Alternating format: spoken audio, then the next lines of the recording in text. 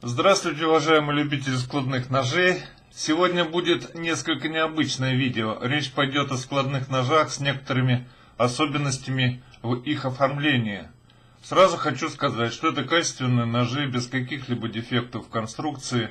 Просто их внешний вид, надписи на клинках вызвали у меня некоторые вопросы. И я хочу своими сомнениями поделиться с вами.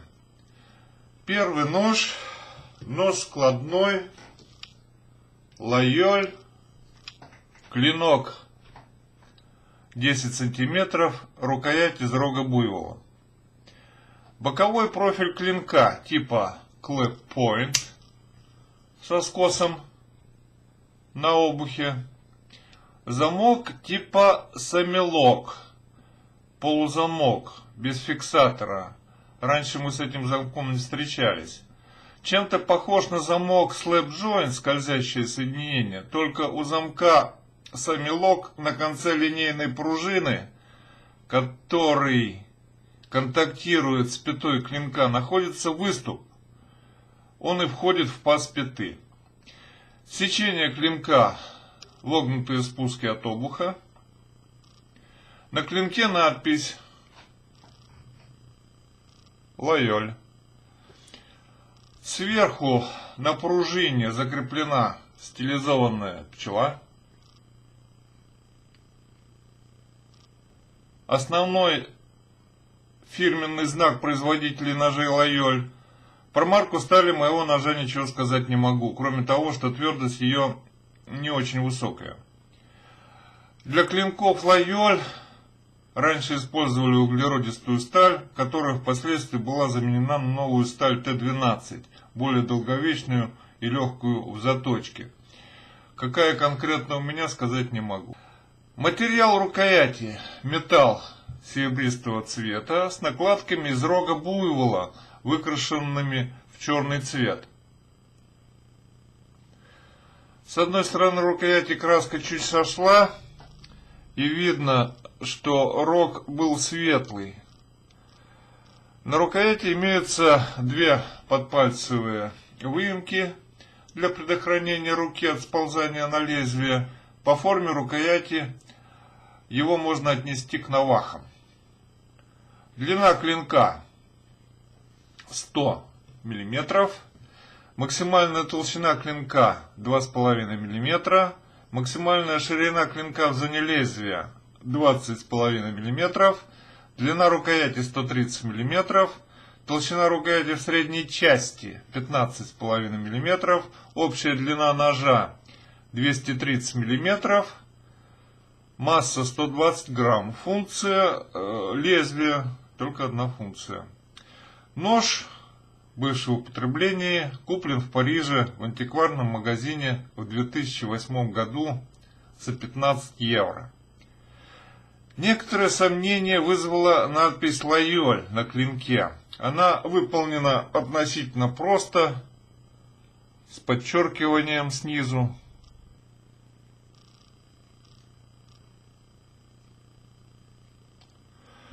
Тут нужно сделать небольшой экскурс в историю. Городок с названием Лайоль находится на севере департамента Аверон во Франции. В 1828 году выходит первая ножевая продукция Лайоль, причем ручной работы. Ножи с этим названием получили такую популярность, что их стали производить и в других городках Франции. В одном из них, городе Тьер, 150 километров от Лайоля, организовали даже промышленное производство, когда спрос стал превышать предложение. Страну также наводнили подделки китайского и пакистанского производства. Не так давно у создателей настоящих Лайолей появились два фирменных логотипа, запатентованные на международном уровне. Показываю первый логотип.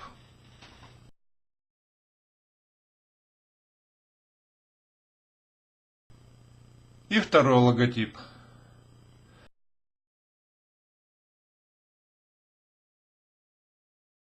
Подделка ножей именно с этими знаками преследуется по закону и уже вряд ли возможна.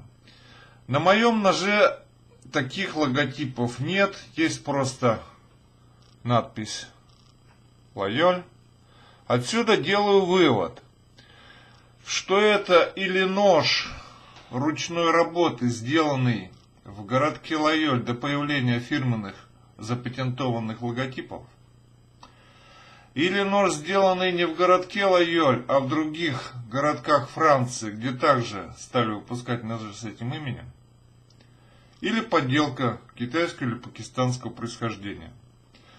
Нож выполнен на очень приличном уровне, надо сказать. Замок при открывании и закрывании клинка издает звуки, говорящие об его качестве. Лезвие неплохо заточено. Показываю.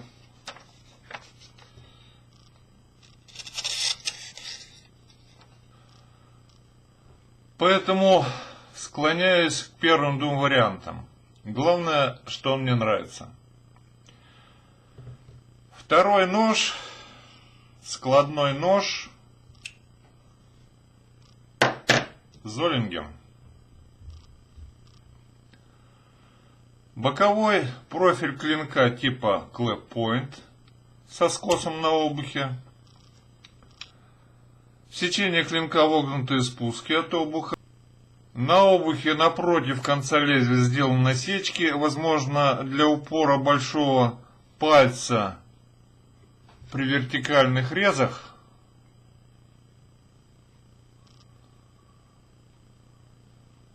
Возможно, обозначено место, на которое надо надавить при складывании клинка одной рукой.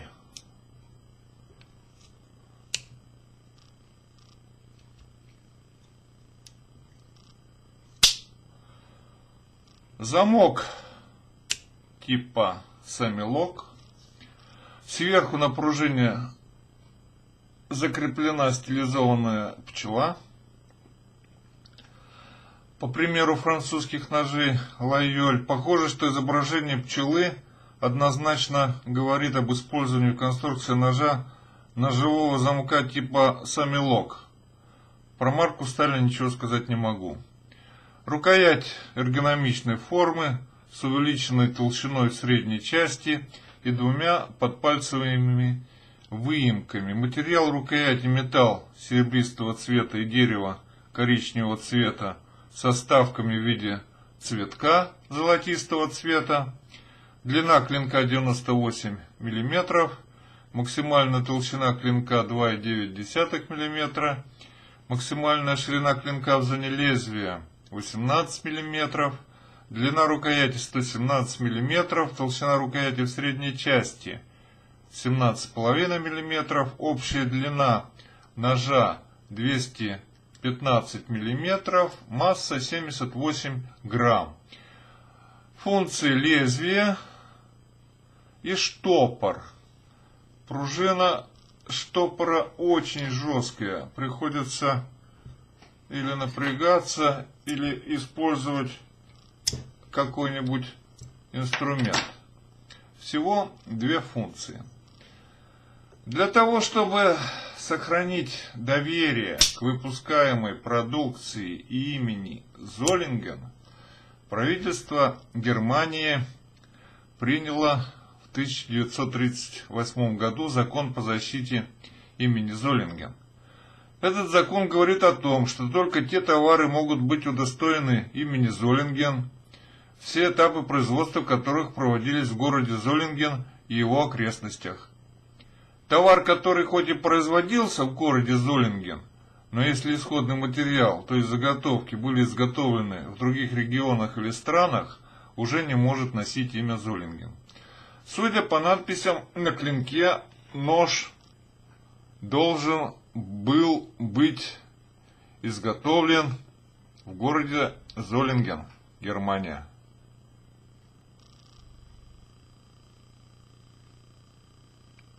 Теперь об особенностях. На клинке, кроме слов Золлинген, Германия, выше была надпись Classic Queen, что можно перевести как королева классики. Причем слово Classic было написано с ошибкой Celsic. Сейчас от этой надписи ничего не осталось, так как она была нанесена черной краской и буквы через какое-то время посыпались. Остальное я уже доскоблил, но можете мне поверить. Причем надпись Золлинген Германия не стирается так, как Kelsey Queen. Возможно, что это откровенный Китай, где не очень разбираются в английском языке, но качество ножа очень приличное. Люфтов никаких. Лезвие острое. Показываю.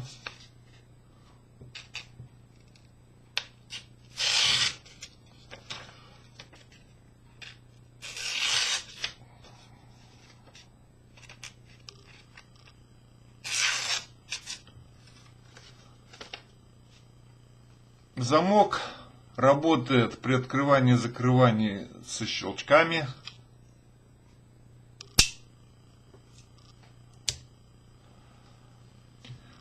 Фирме-производителю было бы не стыдно за такой нож. Кстати, очень похож на современные ножи Лайоль. Место и дату приобретения уже точно не помню. Возможно, на ВДНХ, на рыболовной выставке, что-нибудь около 2010 года. Третий нож, нож складной, Victorinox Trailmaster One Hand, черный с фиксатором. Боковой профиль клинка типа Drop Point с понижением линии обуха. Сечение клинка прямые спуски высотой 10-15 мм. На клинке рядом с осью надпись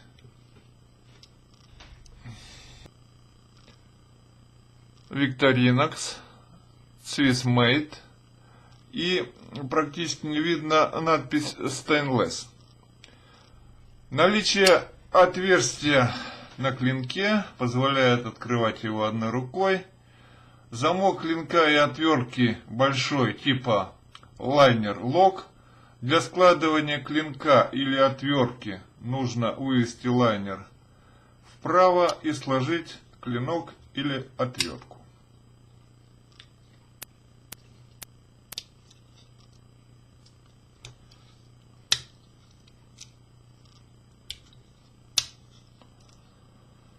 Материал клинка молибден, ванадиевая сталь.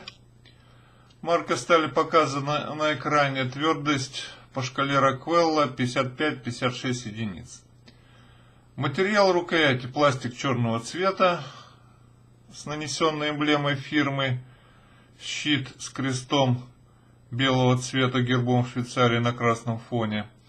Форма рукояти предотвращает соскальзывание руки на лезвие. Здесь сделаны две подпальцевые выемки. Длина клинка 89 мм. Максимальная толщина клинка 2,5 мм. Максимальная ширина клинка в зоне лезвия 23,5 мм. Длина рукояти 111 мм. Толщина рукояти средней части 17,5 мм. Общая длина 200 мм, отвертка не раскладывалась, масса 128 грамм. Функции лезвия частично с серейторной заточкой, пила по дереву,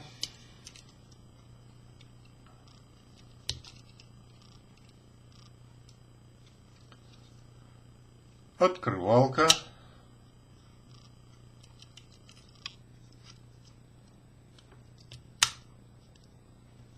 тут же отвертка плоская, большая, с фиксатором, имеет промежуточное положение при открывании.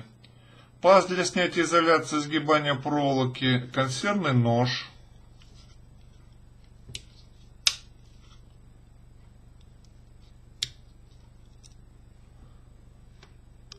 Тут же отвертка плоская, малая. Отвертка крестовидная.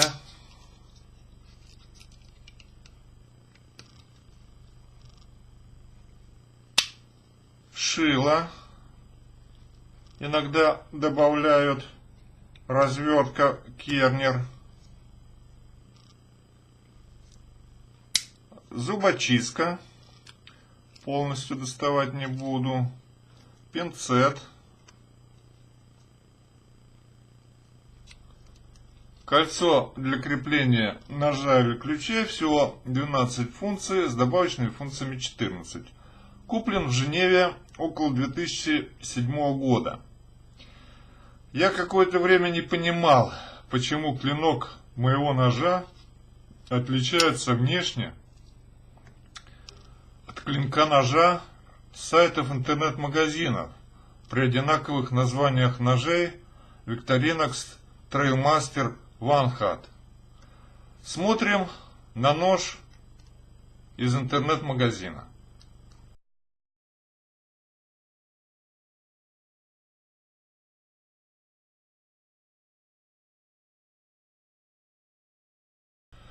Смотрим на мой нож. Отличие следующее. У моего ножа отверстие с овалом увеличенной длины. Прямые спуски имеют по высоте несколько иной размер. Надписи на клинке не рядом с овалом, а ближе к пяте клинка, поперек.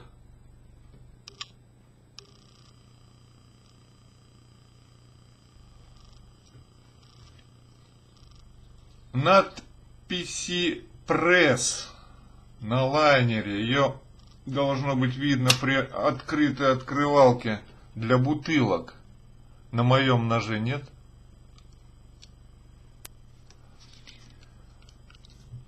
Лайнер фиксатора моего ножа выступает над рукоятью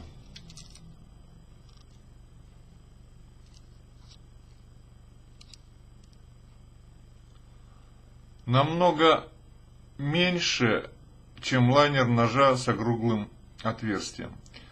Я изредка находил свой нож на некоторых сайтах интернет-магазинов, при этом индексы ножей с двумя видами отверстий на клинках совпадали полностью. 0.8463 MW3, цифры произношу по-русски. Было как-то странно, чтобы в производстве при совпадении индексов ножей имелось два вида клинков.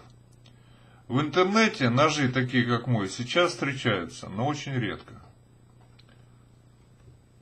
И что же я купил в Швейцарии? Оказывается, я купил нож Trailmaster OneHand более ранней модели.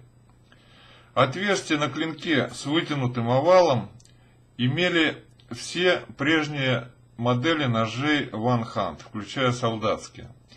Начиная с 2008 года ножи с клинком OneHand стали выпускать с округлым отверстием, в том числе солдатские. Показываю оба ножа.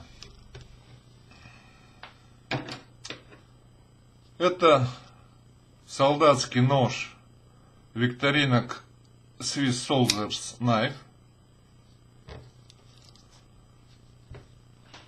На старой модели спуски разной высоты по длине лезвия. К оси клинка спуски уменьшаются. На новой модели они практически одинаковы по длине лезвия. Открывать клинок одной рукой удобно и у старой, и у новой модели.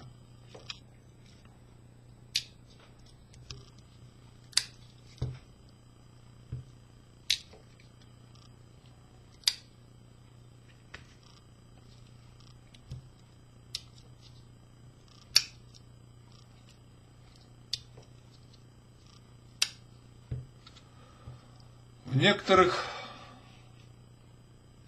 интернет-магазинах, видимо, сохранились запасы прежних моделей, и они изредка напоминают о себе.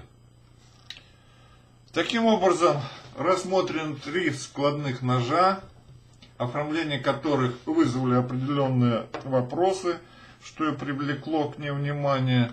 Это нож Лайоль, нож Золинген и нож Victorinox Trailmaster OneHand. На этом, дорогие друзья, свое 14-е видео о складных ножах своей коллекции заканчиваю. Всем спасибо за внимание, хорошего настроения и удачи, на связи.